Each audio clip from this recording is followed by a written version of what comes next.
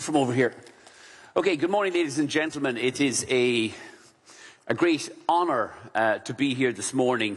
This is the first time, I think, that I or Ryanair have ever been invited to a conference by the European Union, because as though most of you know, the European Union spends most of its time either suing me, torturing me, criticising me or condemning me for lowering the cost of air travel all over Europe and making life so really difficult for their favourite airlines, which, as we all know, are the high-fare airlines like Air France, British Airways and Lufthansa, who must, of course, be protected at all costs because they are the future of Europe.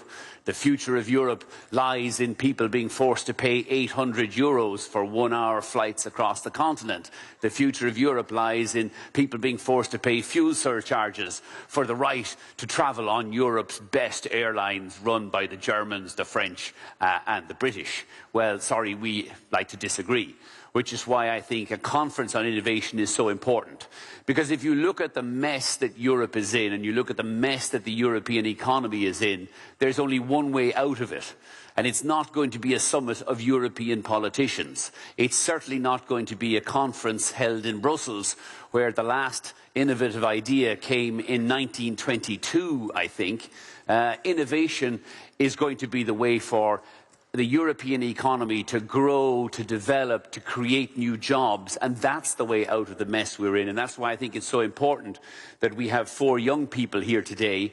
I'm kind of a little bit nervous that we've brought them to Brussels, where I'm afraid that their innovative streak or their spark of innovation might be dulled by a long lunch, an afternoon asleep, followed by an early finish, and then that they'll all become, God help us, politicians or bureaucrats in Brussels, and therefore do nothing to add to the sum of humankind. So I urge you, as quickly as you possibly can, get the hell out of Brussels,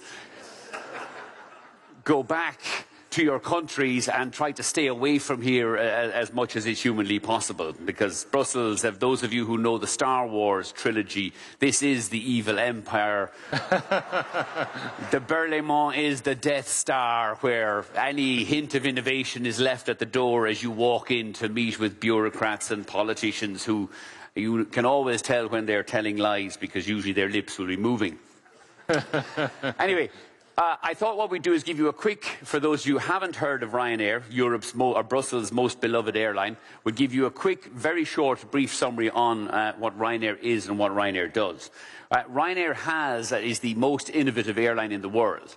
I accept that that's not setting the bar very high, given that the airlines around the world have failed to innovate probably since Wilbur and Orville Wright first flew in 1912. And the reason they failed to innovate, and the reason why the airline industry is in such a mess, is because it's run by politicians and bureaucrats who like nothing more than to pass another regulation when something is working. I remember Ronald Reagan's quote in the US that, you know, the economic policy of government and bureaucrats is always, if it moves, tax it. If it keeps moving, regulate it. And if it stops moving, subsidise it. And I think that's a policy that's much beloved in Brussels. So what makes Ryanair different? We offer the lowest fares, we have the lowest seat costs in Europe. Nobody comes close. We guarantee no fuel surcharges. So while Lufthansa and Air France and BA are telling you, oh, next year is going to be more expensive, we have to put up fuel surcharges because the price of fuel is rising. It comes as a mystery to them that actually the airline needs to buy fuel. So, oh, we need a fuel surcharge. We guarantee no fuel surcharges.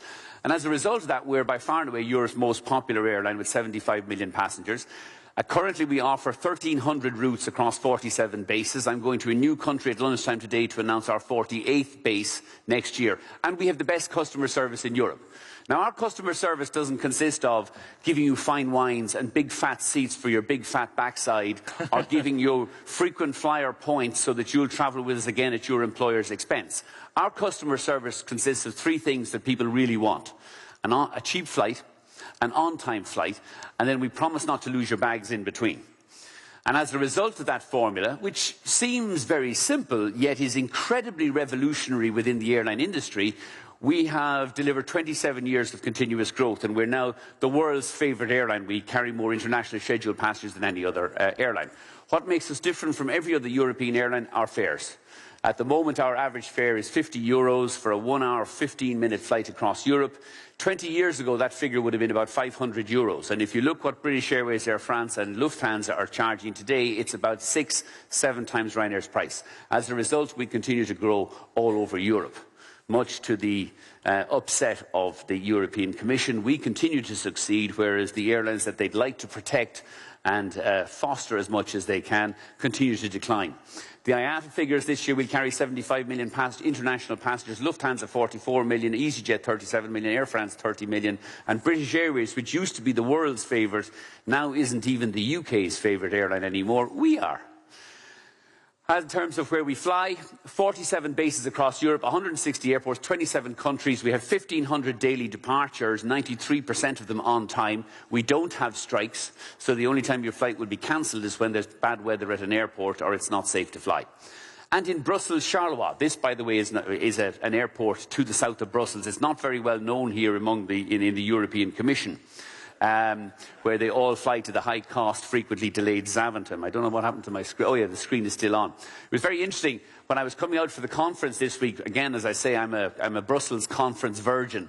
So never having been to a Brussels conference before, somebody in the Commission very kindly sent me a note saying, we'd love to pay for your flight and your hotel and your taxi, and we'll send a limo to collect you and everything else. Jesus. Which for Ryanair is, you know, remarkably, is an entirely new... so I said, that's fine. I'll be arriving in Brussels, Charleroi, on the Ryanair flight from Dublin on Monday evening. I'll be travelling into the centre of town, and if you could find me a hotel, well and good. The Novo Hotel will do fine, but, you know, wherever the Commission stay. We got an email back last Friday saying, I'm sorry, the Commission can't pay for a Ryanair flight because there's a ban on low-fare flights within the Commission. To then be told, we can't get you a taxi from Brussels Charleroi Airport because we only send taxis to Brussels Airport, but we can provide you with a hotel in downtown Brussels. So as long as you can find your way or fly to Brussels Charleroi. What they would have done, though, if I flew on my competitor Aer Lingus, the flag carrier, into Brussels Airport at about 10 times the cost, the Commission would have been happy to reimburse that airfare at 9 times the cost of the Ryanair flight. They'd have been happy to send the limo out to Brussels Airport, where apparently limo drivers in Brussels only know how to get to Zaventem. They've never heard of Brussels Charleroi, and they'd provide me with the hotel accommodation as well. So again, I say to the 4 entrepreneurs, the first thing you must remember today is to get the hell out of Brussels as quickly as you can, or any streak of innovation and intelligence will be beaten out of you by Brussels. And so, how has Ryanair innovated within an airline industry that continuously loses money? Well, we come with a very simple thing. One of the great strengths of Ryanair is nobody in the airline has ever worked in an airline before. So none of us came to the airline going, well, we have to give people free drinks, otherwise they won't fly with us. And we have to give them shitty food that they can't eat, otherwise they won't fly with us. We also, why don't we just scrap the free bloody drinks, get rid of the awful meals, and just give people lower fares? And surprise, surprise, it works. And what we've discovered, which is a very revolutionary concept, which I urge on the 4 young innovators, is that actually lower prices beats higher prices every time. Unless you work in the Commission, where, of course, by law, you can only buy higher prices because, let's face it, the European taxpayer is going to pay for it anyway. Getting rid of travel agents, who are this useless intermediary who cost typically about 20% of your ticket price, also works if you pass on those savings to the consumer by encouraging the consumer to book on the internet. And not alone do we get you to book on the internet, we now have you checking in on the internet as well. Bigger aircraft enables us to offer more seats, enables us to offer lower prices. You get a kind of a recurring theme here: lower prices, lower prices, lower prices. Whereas the Commission would prefer higher prices, bigger subsidies and more delays. Avoidable charges change behaviour. We're famous in the industry at the moment for being the first airline to introduce a charge for checked-in bags. Drives people nuts. Well, because everybody knows in the airline business that when Moses came down from the mountaintop, the first commandment was thou shalt not commit murder, and the second commandment is thou shalt have an inalienable right to check in a bag on an airline free of charge. Well, we don't think so. And the reason why, because this is the most useless service ever invented by mankind. We take your bags from you on departure so that we can carry them here and give them back to you on arrival. Unless, of course, you flew British Airways, in which case we lose 50% of them in between. We think a much better way of doing this is, why don't you take your bag with you yourself? And then, if you lose it, you go find it. It also means, though, that when you go to the airport, you will not waste 1 hour of your life standing there like a lemming in a check-in queue. Where are you going? Here's my... This is stupid. On 1 hour flights around Europe, you don't need to check in 2 bags. Ryanair has increased the free carry-on allowance from 7 to 10 kilos. Bring a carry-on bag. And then instead of coming to the airport 2 hours before departure, come 30 minutes before departure, go straight through security because you've already checked in on the website, go straight down to the gate, get on the plane and go. And that's what people want. So what we do is we charge for checked-in bags, not because we want your money. We just don't want your bloody checked-in bag. And funnily enough, once you get into the discipline, although I accept that my wife is incapable of getting into the discipline of travelling with 1 bag, she needs 3. Once you get into the discipline of travelling with 1 carry-on bag, you'll never go back. We guarantee no fuel surcharges. If oil goes to $200 a barrel, there will not be a fuel surcharge in Ryanair. Ryanair will be the only airline still flying in Europe, but I guarantee you there will be no fuel surcharges. Advertising, one of the great innovations in Ryanair. We have in 25 years never used an advertising agency. We don't use PR agencies because we can't afford them. But what we found is that funny advertising beats boring advertising every single time. And PR is miles cheaper than advertising. And the great thing, if you have funny ads and good PR, you can have fun and make yourself well known to the world. The one on the right is the famous, on the left-hand side is the famous one. When we were first launching in Brussels Charleroi about 1997, nobody had heard of Brussels Charleroi in Belgium. Nobody had heard of Ryanair in Belgium. So we sent loads of people over here, visited all the travel agents. Oh, how do we get Ryanair known? Nobody knew us. On the day of the first flight, we ran this ad, which is the mannequin piss, those of you who know your Belgian culture. The Belgian national symbol, as you know, is a very small male genitalia, which says all you need to know about Belgium. I dread to tell you what the Irish national symbol is, but anyway. So we ran this ad on the first day, pissed off at Sabina's high fares, low fares have come to Belgium. Sabina went berserk. They threatened to sue us in the High Court in Brussels over demeaning the Belgian national symbol. We issued a press release saying we didn't demean the Belgian national symbol. It is a small penis. That is the Belgian national symbol. What? So they took us to the High Court. We then had to go to the High Court in Belgium for demeaning the mannequin piss and Sabine and everything else. We announced that we'd give away free tickets to everybody who showed up to support the Ryanair case. There was a riot in the main square in Belgium as we were throwing out free tickets. And our bookings, which had flatlined for 3 months prior to the takeoff, suddenly went whoosh. Because everybody got on the website. What's this Ryanair Charleroi? Woo! €9 to Spain, Italy, Germany. Book 'em.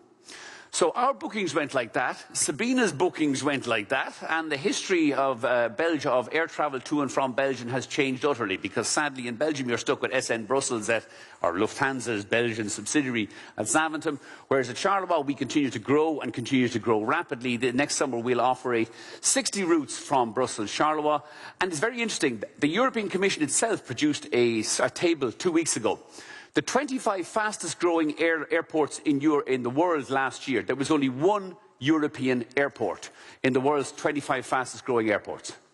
In Europe, the home of innovation, the home of radical transformation, the home of protecting high fare flag carrier airlines. What was the only European airport in the world's top 25 fastest growing airports last year? Brussels South Charleroi, where the Commission won't pay for flights and the Commission's limos can't find it. One last one in terms of having fun. This again is one of the more innovative things we've done. We produce an in-flight charity calendar every year. This is the 2012 production. There is a vicious rumour which says that Ryanair pay for models to appear in its charity calendar. I assure you that is entirely untrue. These are all Ryanair cabin crew based at our 27 bases all over Europe. Over 400 of the girls volunteer. Funnily, we had 5 men volunteered as well, but they didn't make it through the final selection process. We sent them down to Lanzarote to do the photography. We produced 10,000 copies. There is only 2,500 copies left, by the way. It's for sale on board and online. We raise about €100,000 each year for producing the calendar. And this year, all of the proceeds go to the Deborah Ireland Charity Foundation, which provides holidays for children suffering from the EB skin condition. I do have to make the question and answer session more interesting later on, by the way. I have a couple of prizes for you. We have 3 free pairs of 3 3 free Ryanair flights from Brussels South Charleroi Airport. So if you work for the Commission, you probably will be banned from taking them. But we're going to give away 3 free flights: Brussels Madrid, Brussels Rome, Brussels Dublin. And I have 2 copies of the charity calendar, which you can put down into your bag and not be seen leaving the building with later on. So to summarise, today we have a seat sale, $9.99, one way. This is available on 40 of our routes from Brussels South Charleroi. So if you can find a taxi driver or a limo driver in Belgium who knows how to get to Brussels South Charleroi, you can travel in January at this fair on 45 routes all over Europe. And this, ladies and gentlemen, is what happens when you get innovation in the airline industry. You can fly anywhere in Europe for 10 quid from Brussels Charleroi in November. If without Ryanair, without airline deregulation, that fare would be something closer to €900, not the $9.99 charged by Ryanair, I think. And that's the end of the start of my innovation class. And we're now going to hand it over to the people who really matter, which is the 4 young innovators we have here, who, again, I urge, enjoy the presentation today. Don't be nervous. And remember, get the hell out of Brussels as fast as you possibly can and back to business. Thank you, ladies and gentlemen.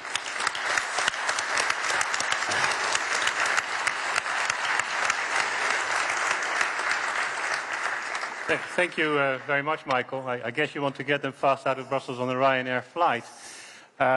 Thanks also for the flattery of the Commission. It's much appreciated. I tend to remember that it was the Commission who proposed to deregulate the airline business in the first place as part of the single market program. But maybe I'm wrong on that count. No, as well. but it was 30 years ago, and we haven't had any innovation since. Well, 20 years ago, but I guess it means that Ryanair might not have existed if the Commission hadn't taken that first step. But let's go over now, as you said, to the young innovators. We start with Alexandros Jatkilialoglu. This is the last time I'm going to pronounce his name today, because that is just too complicated for me. He is from Italy. He will tell us about his experiences in biotechnology and entrepreneurship. And when I read his CV, I saw he had been to Silicon Valley already. And the first thought that crossed my mind was like, hopefully he's going to stay in Europe and we're not going to lose yet another young innovator to the US and Silicon Valley. But I invite him to make his presentation, and then after the presentation, Michael will immediately provide some feedback. So, Alexandros, you have the floor. Well done.